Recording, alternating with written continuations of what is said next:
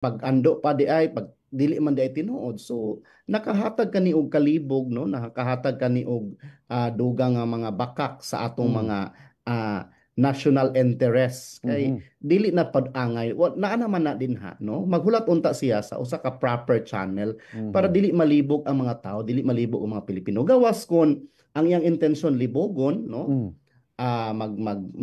maghatag og bakak or makadraw siya og atensyon para interviewon na pud siya sa media, Mhm. permis siya nga mahimong popular kay basig na sa plano mo dagan pag human sa ang termino isip ombudsman, no, Mhm. kay that's one way daw nga you have to keep your image, no, imong ngalan is Mhm. dapat imong presence sa media, pero dili angayan kay na may mga proper channels ana like the Department of Foreign Affairs, Mhm. no, Kana.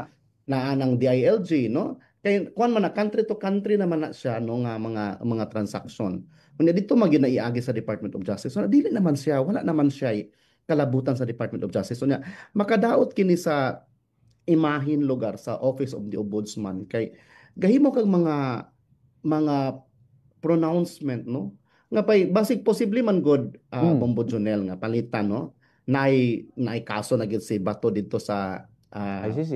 Mhm. sa The Hague, no, dito sa ICC unya naman sa mga propiedad dinhi, no, Mhm. so pwede man siya filean og forfeiture case, ano, or Mhm. pwede siya filean og kanang paghuman sa termino, pwede siya filean og ombudsman nga mga kaso unya naa si Buying unya namulong na siyang daan, so perceived na siya nga bias. Mhm.